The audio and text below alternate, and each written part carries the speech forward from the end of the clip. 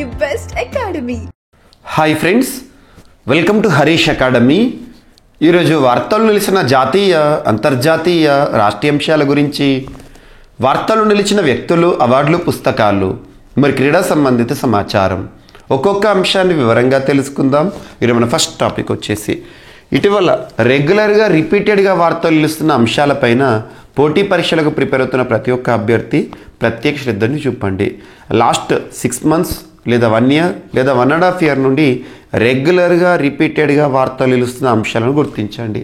అటువంటి టాపిక్స్ని కనుక మనం పరిశీలించినట్లయితే ఇండియాస్ గ్రోత్ రేట్ ఎస్టిమేట్స్ అనే టాపిక్ తరచూ మనము ఏదైనా ఒక అంతర్జాతీయ సంస్థకి సంబంధించి, ముఖ్యంగా ప్రపంచ బ్యాంక్ సంబంధించి కానివ్వండి, IMF వారు కానివ్వండి, ADB వారు కానివ్వండి, సో ఇలా అంతర్జాతీయ స్థాయిలో గుర్తింపు పొందిన అర్థశాస్త్రానికి సంబంధించిన ప్రముఖ సంస్థలు భారతదేశం యొక్క వృద్ధి రేటును ఎంతలా అంచనా వేస్తున్నాయి, ఈ టాపిక్ని చూస్తున్నాం. దాంతోపాటు మన భారతదేశానికి సంబంధించిన economy related important institutions, for example regulatory body అయిన RBI కానివ్వండి, అండ్ ఎకనామిక్ సర్వేలో కానివ్వండి, మినిస్ట్రీ ఆఫ్ ఫైనాన్స్ వారు కానివ్వండి, నీతి ఆయోగ్ వారు కానివ్వండి, భారతదేశం యొక్క వృద్ధిని ఏ విధంగా అంచనా వేస్తున్నారు ఈ ఆర్థిక సంవత్సరంలో, ఈ టాపిక్ చాలా ఇంపార్టెంట్. మీకు చాలాసార్లు చెప్తున్నాను. ఈరోజు UN report, United nations report, ఐక్యరాజ్య సమితి వారు భారతదేశం యొక్క వృద్ధిని ఈ ఆర్థిక సంవత్సరంలో 6.2%గా అంచనా వేస్తూ వార్తల్లోకి వచ్చారు. డైరెక్ట్గా గుర్తుంచుకోండి, ఈ నంబర్ గుర్తుంచుకోండి. గణాంకాల పైన మనం గుర్తిస్తేనే మార్క్స్ వచ్చే అవకాశాలు ఉంటాయి. So UN report, so United nations report, ఆ రిపోర్ట్ పేరు గుర్తుంచుకోండి. United nations world economic situation and prospects 2024 report ఇటీవల భారతదేశం యొక్క వృద్ధి రేటును ప్రస్తుత ఆర్థిక సంవత్సరం 2023-2024 ఆర్థిక సంవత్సరంలో ఎంతగా అంచనా వేస్తోంది, FY24లో ఎంతగా అంచనా వేస్తోంది అంటే గుర్తుంచుకోండి 6.2%. ఇక మనం చూడాలి 2024 మార్చ్ మంత్ ముగిశాక ఇది కరెక్ట్ అవుతుందా, అంచనా ఈ ప్రెడిక్షన్ రైట్ అవుతుందా చూడాల్సి వస్తుంది. సో ఎప్పుడైనా ఆర్థిక సంవత్సరం అనేది మనకి ఏప్రిల్ మాసంలో ప్రారంభమవుతుంది, April 1st నుండి మార్చ్తో ముగుస్తుంది. ఈ పాయింట్ గుర్తుంచుకోండి. ప్రస్తుతం మనము 2023-24 ఆర్థిక సంవత్సరంలో ఉన్నాము. ఒక దేశం యొక్క వృద్ధిని ఆ దేశం యొక్క GDP పర్సెంటేజ్లో చూస్తారు. So GDP, gross domestic product, స్థూల దేశీయోత్పత్తి అంటాం. It is final value of all the goods and services that are produced within the boundaries of the country within the financial year. ఒక ఆర్థిక సంవత్సర కాలంలో ఒక దేశంలోని సరిహద్దుల లోపల ఉత్పత్తి అవుతున్న అంతిమ వస్తు సేవల విలువనే ఆ దేశ GDP, స్థూల దేశీయోత్పత్తి అంటాము. పర్సెంటేజ్లో చూస్తాము, గుర్తుంచుకోండి. అండ్ నెక్స్ట్, సో నిన్నటి క్లాస్లో మనము అరుణాచల్ ప్రదేశ్ రాష్ట్రానికి సంబంధించి GI ప్రోడక్ట్స్ని 3 ప్రోడక్ట్స్ని డిస్కస్ చేయడం జరిగింది.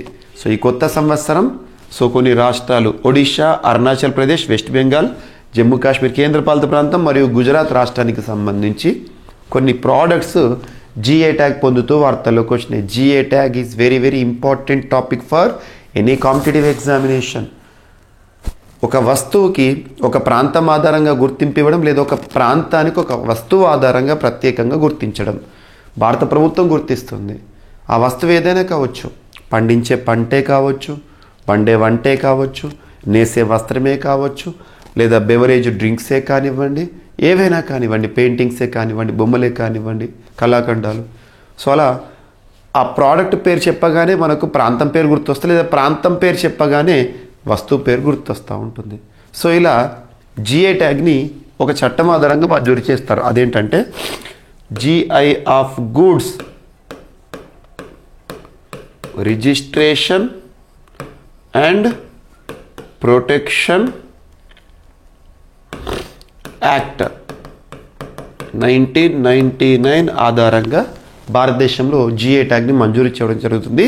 దీనికి సంబంధించి యూనియన్ గవర్నమెంట్ సంబంధించిన మనకి చూస్తే, అబ్జర్వ్ చేస్తే department for promotion of industries and internal trade గుర్తుంచుకోండి, మినిస్ట్రీ ఆఫ్ కామర్స్ పరిధిలో ఈ GI ట్యాగ్ మంజూరు అనేది జరుగుతుంది. సంస్థ పేరు గుర్తుంచుకోండి, జాగ్రఫికల్ ఇండికేషన్స్ రిజిస్ట్రీ అనే సంస్థ చెన్నై కేంద్రంగా పనిచేస్తుంది. వీరు అఫీషియల్గా GI ట్యాగ్ని ప్రోడక్ట్స్కి మంజూరు చేస్తారు.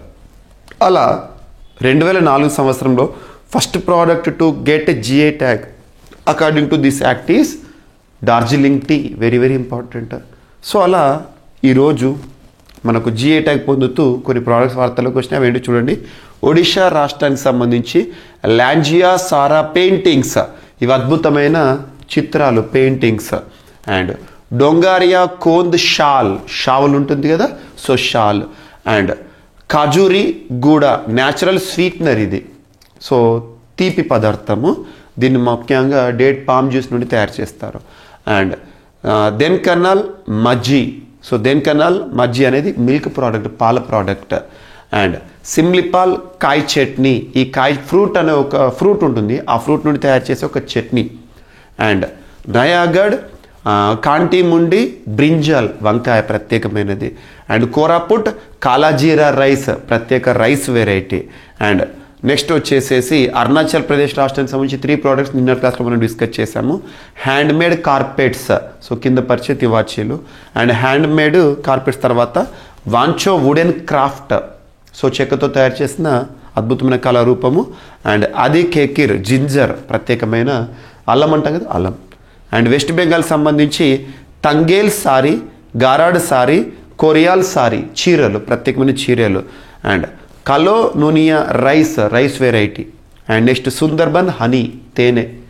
నెక్స్ట్ వచ్చేసి జమ్మూ కాశ్మీర్ సంబంధించి అనర్ధన అనేది ప్రొమోగ్రెనేట్ ప్రోడక్ట్ ఏదైతే ఉంటుందో అటువంటి ప్రోడక్ట్. అండ్ నెక్స్ట్ గుజరాత్ నుండి కచ్చి ఖరేక, ఇది local product, so edible item, so గుర్తుంచుకోండి. సో ఇవి జిఐ ప్రోడక్ట్స్ రీసెంట్గా ఈ కొత్త సంవత్సరంలో వార్తల్లోకి వచ్చినాయి. సో ఇప్పటి నుండి మీరు జిఐ ట్యాగ్స్ ఇయర్ సంబంధించి అన్నీ కంపేర్ చేసుకోండి, చూడండి. అండ్ నెక్స్ట్ ఈరోజు మనకి పెంచ్ టైగర్ రిజర్వ్ వార్తల్లోకి వచ్చింది. డైరెక్ట్గా గుర్తుంచుకోండి, పెంచ్ టైగర్ రిజర్వ్ ఇటీవల వార్తల్లోకి వచ్చింది. ఎక్కడ ఉంది అంటే మహారాష్ట్రలో ఉంది. ఇటీవల Padmaja Naidu Himalayan zoological park వార్తల్లోకి వచ్చింది. అది ఎక్కడ ఉంది అంటే వెస్ట్ బెంగాల్ డార్జిలింగ్లో ఉంది.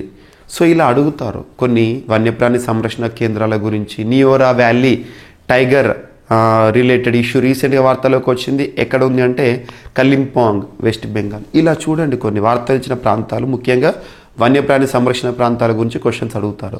ఈరోజు ఒక కొత్త ప్లాంట్ స్పెసీస్ వార్తల్లోకి వచ్చింది, కొత్త మొక్క జీవి వార్తలోకి రావడం జరిగింది. దాన్ని ఎక్కడ కనుగొన్నారు శాస్త్రవేత్తలు, బొటానిస్టులు అంటే పెంచ్ టైగర్ రిజర్వ్ ఏరియాలో కనుగొన్నారు. దాని పేరేంటి అంటారు. ఎప్పుడైనా ఏదైనా ఒక జీవి కానీ మొక్క కానీ వార్తల్లోకి వచ్చింది అంటే దానికి సంబంధించిన పేరు ఖచ్చితంగా సైంటిఫిక్ నేమ్ గుర్తుంచుకోండి. సో ఇక్కడ గనక మనం అబ్జర్వ్ చేస్తే ఆ కొత్త ప్లాంట్ స్పీసీస్కి నేమ్ ఏంటంటే పాలిగోనం చతుర్భుజానం, ఇటీవల వార్తల్లోకి వచ్చింది. అది ఒక కొత్త మొక్క జాతి. దాన్ని ఎక్కడ కనుగొన్నారు అంటే పెంచ్ టైగర్ రిజర్వ్ ఏరియా మహారాష్ట్రలో కనుగొనడం జరిగింది. That's enough. అండ్ నెక్స్ట్ వచ్చేసి గోరోగా అనే ఒక ప్రత్యేకమైన వేరబుల్ డివైస్ వార్తల్లోకి వచ్చింది. India's first anti stress wearable. కామన్గా మనం స్ట్రెస్ వచ్చినప్పుడు మ్యూజిక్ వినడం ఇటువంటి చూస్తూ ఉంటాము. సో యాంటీ స్ట్రెస్ నుండి మనల్ని బయటపడేసే ప్రత్యేకమైన వేరబుల్ని, దేశంలోనే మొట్టమొదటి యాంటీ స్ట్రెస్ వేరబుల్ అనేది వార్తల్లోకి వచ్చింది. ఏ సంస్థ తయారు చేసిందంటే గ్లోబల్ స్పేస్ టెక్నాలజీస్ అనే సంస్థ ముంబై మహారాష్ట్ర కేంద్రం పనిచేస్తుంది. ఇది ఇండియాస్ ఫస్ట్ యాంటీ స్ట్రెస్ వేరబుల్గా ప్రత్యేకత పొందింది. నాన్ ఇన్వేసివ్, ఎటువంటి ఇంజెక్షన్స్ కానీ ఎటువంటి నొప్పి లేకుండా మనకు స్ట్రెస్ నుండి రిలీఫ్ ఇచ్చే ఒక అద్భుతమైన పరికరం. Non invasive brain stimulation, so బ్రెయిన్ని స్టిమ్యులేట్ చేస్తుంది. బ్రెయిన్ ఎంత యాక్టివ్గా ఉంటే మనం అంత యాక్టివ్గా ఉంటాం. సో అందుకే మనకు బ్రెయిన్కి ఆక్సిజన్ అనేది ఉండాలి. మనం రెగ్యులర్గా వాటర్ తీసుకోవడం కానివ్వండి, బ్రెయిన్ని మనం ఎనర్జెటిక్గా మారిస్తే మనం చాలా ఎనర్జీగా ఉంటాము. సో గుర్తుంచుకోండి, ఓకేనా. అండ్ నెక్స్ట్ వచ్చేసి Indian Railways Confederation of Indian ఇండస్ట్రీస్తో కుదుర్చుకున్న ఒప్పందము ముఖ్యంగా పర్యావరణానికి సంబంధించి హరిత ప్రాంతాలుగా ఇండియన్ రైల్వేస్ని తీర్చిదిద్దడంలో భాగంగా ఒప్పందం ఉపయోగపడుతుందని గుర్తుంచుకోండి. యాక్చువల్గా 2016లో ఇండియన్ రైల్వేస్ మరి కన్ఫెడరేషన్ ఆఫ్ ఇండియన్ ఇండస్ట్రీస్ వారు ఒప్పందం కుదుర్చుకున్నారు. మరొకసారి ఈరోజు వార్తల్లోకి వచ్చారు, సెకండ్ టైం ఈ ఒప్పందంతో. So Indian Railways has once again మరొకసారి demonstrated its commitment to environmental sustainability, పర్యావరణ సుస్థిరతకి సంబంధించిన ఒప్పందం గురించి రీసెంట్గా ఇండియన్ రైల్వేస్ ఏ సంస్థతో ఒప్పందం కుదుర్చుకుంది అని అడగొచ్చు. Confederation of Indian industry January 4th, 2024 రోజున. ఈ ఒప్పందం యొక్క ఉద్దేశం ఏంటంటే 2016 జూలైలో ఒప్పందం కుదుర్చుకున్నారు కదా, దానికి కన్సిక్యూటివ్గా ఒప్పందం కొనసాగింపు అనేది. దీని ద్వారా ఏం చేస్తారంటే షేర్డ్ గోల్ ఆఫ్ ఉమ్మడిగా ఒక లక్ష్యాన్ని నిర్దేశించుకున్నారు. అదేంటంటే reducing energy and water consumption. So నీటి వాడకాన్ని తగ్గించాలి రైల్వేస్ పరిధిలో, and minimising green house gas emissions. So హరిత ఉద్గారాలను ఇండియన్ రైల్వేస్ నుండి తగ్గించడం. సో అలా కన్ఫెడరేషన్ ఆఫ్ ఇండియన్ ఇండస్ట్రీస్కి ఇండియన్ రైల్వేస్కి మధ్య కుదిరిన ఒప్పందం. అండ్ నెక్స్ట్ తమిళనాడు రాష్ట్రంలో అనే కదా భారతదేశంలోని చాలా రాష్ట్రాల్లో గవర్నర్ వర్సెస్ గవర్నమెంట్ వివాదం అనేది మనం చూడడం జరుగుతుంది. ఇప్పుడు కొన్ని రాష్ట్రాల్లో అధికార మార్పు అనేది చూసాం కాబట్టి మ్యాక్సిమం కొన్ని స్టేట్స్ అయితే ఇప్పటికి కూడా గవర్నర్ వర్సెస్ గవర్నమెంట్ వివాదం ఉంది. అందులో తమిళనాడు రాష్ట్రం ఆర్ఎన్ రవి వర్సెస్ ఎంకే స్టాలిన్ ముఖ్యమంత్రి గవర్నర్, అండ్ కేరళ రాష్ట్రం మహమ్మద్ ఆరిఫ్ ఖాన్ వర్సెస్ పినరయి విజయన్, వీళ్ళిద్దరి మధ్యలో గొడవలు చూస్తూ ఉంటాం. గతంలో అయితే వెస్ట్ బెంగాల్ జగదీప్ ధన్కడ్ వర్సెస్ మమతా బెనర్జీ, తెలంగాణ కేసీఆర్ వర్సెస్ తమిళిసై సౌందరరాజన్, ఇలా చాలా వరకు చూసాము. సో ఇప్పుడు తమిళనాడు రాష్ట్రంలో రీసెంట్గా తారాస్థాయిలో గవర్నమెంట్ వర్సెస్ గవర్నర్ వివాదం ఉంది. సో గవర్నరు చట్టసభ నుండి వాకౌట్ చేయడం ఇవన్నీ జరిగినాయి. ఆర్టికల్ 176 న్యూస్లోకి రావడం ఇవన్నీ. సో రీసెంట్గా తమిళనాడు రాష్ట్ర గవర్నర్ ఆర్ఎన్ రవి గారు ఏం చేశారంటే ఆ రాష్ట్ర మంత్రిమండలిలోని ఒక మంత్రిని తొలగించారు. సో ఇక్కడ వివాదం ఏం తలెత్తిందంటే గవర్నర్ నేరుగా మంత్రిని తొలగించే అధికారాన్ని కలిగి ఉంటాడు. ముఖ్యమంత్రి సిఫార్సు లేకుండా గవర్నర్ ఎలా తొలగిస్తారు, దానిపైన రీసెంట్గా న్యాయ వ్యవస్థ జోక్యం చేసుకొని ఇచ్చిన తీర్పు. సో మంత్రిని తొలగించే అధికారం గవర్నర్కి లేదు. సీఎం ప్రతిపాదన లేకుండా తొలగించలేరు. సీఎం ప్రతిపాదిస్తే తొలగించవచ్చు. తమిళనాడు కేసులో సుప్రీంకోర్టు స్పష్టీకరణ చేసింది. సో మనీ లాండరింగ్ కేసులో అరెస్ట్ అయిన తమిళనాడు మంత్రి వి సెంథిల్ బాలాజీని క్యాబినెట్ నుంచి తొలగించేలా ఆదేశాలు ఇవ్వాలంటూ పిటిషనరు సుప్రీంకోర్టు కొట్టేసింది. ముఖ్యమంత్రి ప్రతిపాదన లేకుండా ఓ మంత్రిని గవర్నర్ తొలగించడం సాధ్యం కాదని justice Abhay S Oka, justice Ujjal భూయాన్తో కూడిన ధర్మాసనము మౌఖికంగా తేల్చి చెప్పింది. గుర్తుంచుకోండి, ఓకేనా. అండ్ మొండి బ్యాక్టీరియా పనిపట్టే ఒక కొత్త రకం యాంటీబయాటిక్ని శాస్త్రవేత్తలు తయారు చేస్తారు. బ్యాక్టీరియాకి విరుగుడుగా యాంటీబయాటిక్. అది ఎవరు తయారు చేస్తారో చూస్తే సరిపోతుంది. ప్రస్తుతం ఉన్న మందులు ఏవైతే ఉంటే మెడిసిన్స్ కూడా లొంగనటువంటి కార్బావెనమ్ రెసిస్టెంట్ అసినెటోబ్యాక్టర్ బామాని క్రాబ్ అనే ఒక మొండి బ్యాక్టీరియాపై సమర్థంగా పనిచేసే కొత్త రకం యాంటీబయాటిక్ని శాస్త్రవేత్తలు అభివృద్ధి చేశారు. ఈ ఔషధానికి జోసురా బాల్పిన్ అని పేరు పెట్టారు. జోసురా బాల్పిన్ ఇటీవల వార్తలోకి వచ్చింది. అదేంటి అని అడుగుతారు. ఎలుకలపై నిర్వహించిన ప్రయోగాల్లో దీని సమర్థత రుజువైంది. క్రాబ్ అనేది గ్రామ్ నెగిటివ్ బ్యాక్టీరియాలోని ఒక జాతి. ఒకటి ఇది గుర్తుంచుకోండి. మరి ఈ పరిశోధన ఎవరు చేశారు, దీన్ని ఎవరు సృష్టించారంటే స్విట్జర్లాండ్లోని రోష్ ఫార్మా, అమెరికాలో హార్వర్డ్ విశ్వవిద్యాలయ శాస్త్రవేత్తలు కొత్త రకం యాంటీబయాటిక్ని అభివృద్ధి చేశారు. ఎవరు అభివృద్ధి చేశారు, దేనిపైన పనిచేస్తుందో చూడండి సరిపోతుంది. అండ్ కోవిడ్ వేరియంట్ ఉధృతిని అంచనా వేసే ఆర్టిఫిషియల్ ఇంటెలిజెన్స్ కృత్రిమ మీద. కోవిడ్ వేరియంట్, సో కరోనా వ్యాధికారకం ఏదైతుందో దాని యొక్క ఉధృతి, దాని యొక్క పవర్ ఎంతగా ఉంటుందని అంచనా వేసే కృత్రిమ మేధని వార్తలోకి తీసుకొచ్చారు. ప్రస్తుతం ప్రపంచాన్ని నడిపిస్తుంది ఆర్టిఫిషియల్ ఇంటెలిజెన్స్. ప్రతి రంగంలో కూడా మనం ఆర్టిఫిషియల్ ఇంటెలిజెన్స్ చూస్తున్నాము. సో అలాంటి ఆర్టిఫిషియల్ ఇంటెలిజెన్స్ ఇజ్రాయెల్ శాస్త్రవేత్తలు వార్తల్లోకి వచ్చారు. సో కోవిడ్-19 కారక SARS-CoV-2లో వస్తున్న వేరియంట్స్ ఏవైతే ఉంటాయి, ఎందుకంటే కరోనాని ఎందుకు అడ్డుకట్ట వేయలేకపోతున్నామంటే అందులో ఉండే జన్యు పదార్థం ఆర్ఎన్ఏ జీవ పదార్థంగా ఉండే ఏ ప్యాథోజన్ అయినా ఏ వైరస్ అయినా కూడా మ్యూటేషన్స్కి లోనవుతుంది, మార్పు చెందుతూ ఉంటుంది. కాబట్టి దానికి అడ్డుకట్ట వేసే వ్యాక్సిన్ కూడా మనం తయారు చేయలేము, కష్టతరం. సో ఆ వేరియంట్లలో మహమ్మారి ఉధృతి పెరుగుతున్నది ముందుగానే అంచనా వేసే కృత్రిమ మీద నమూనాను అమెరికా, ఇజ్రాయెల్ శాస్త్రవేత్తలు అభివృద్ధి చేశారు. గుర్తుంచుకోండి. 3 నెలల వ్యవధిలో ప్రతి 10 లక్షల మందిలో కనీసం 1000 మందికి ఇన్ఫెక్షన్ కలిగించే 73% వేరియంట్లను వారం రోజుల పరిశీలన అనంతరం గుర్తించగలదని వారు చెప్పడం జరిగింది. అండ్ సో రాష్ట్రీయ అంశాల్లో భాగంగా తెలంగాణ రాష్ట్రానికి సంబంధించిన ఒక అంశము, సొంత రాబడుల్లో తెలంగాణ దేశంలో టాప్లో ఉంది 2022-2023 ఫైనాన్షియల్ ఇయర్లో అని చెప్పేసి కొన్ని గణాంకాలు వార్తల్లోకి వచ్చినాయి. 30,914 తలసరి రూపాయలతో అగ్రస్థానంలో ఉంది. కేసీఆర్ ప్రభుత్వ సంస్కరణలు దీనికి కారణం అని చెప్పేసి నమస్తే తెలంగాణ ఆర్టికల్ యాక్చువల్గా ఇది. 2వ స్థానంలో హర్యానా ఉంది. గుజరాత్లో 19,835 మాత్రమే అని చెప్పేసి చెప్తున్నారు. సొంత రాబడుల్లో తెలంగాణ దేశంలోనే టాప్ ఉందని చెప్పేసి కొన్ని గణాంకాలు ఇచ్చారు. అండ్ వార్తల వ్యక్తులను కనుక పరిశీలిస్తే ప్రపంచ ఆరోగ్య సంస్థ సలహాదారుగా అడపా కార్తిక్ సీనియర్ IAS అధికారి నియమితులవుతూ వార్తల్లోకి వచ్చారు. ప్రపంచ ఆరోగ్య సంస్థ, World Health Organization Geneva Switzerland కేంద్రంగా పనిచేస్తుంది. దానికి ఆరోగ్య సలహాదారుగా మన భారతదేశం నుండి రీసెంట్గా ఎవరు అంటే అడప కార్తిక్, ఆరోగ్య సంస్థ ఆసియా విభాగంలో సలహాదారుగా. అండ్ సంజీవ్ అగర్వాల్ గారు రీసెంట్గా chief executive officer of NIIFL national investment and infrastructure fund limited సంస్థకి నూతన CEO, so chairman, chief executive officer and managing డైరెక్టర్గా వార్తల్లోకి వచ్చారు, నియమితులవుతూ వార్తల్లోకి వచ్చారు. NIIL అన్న NIIFL అన్న ఒకటే గుర్తుంచుకోండి.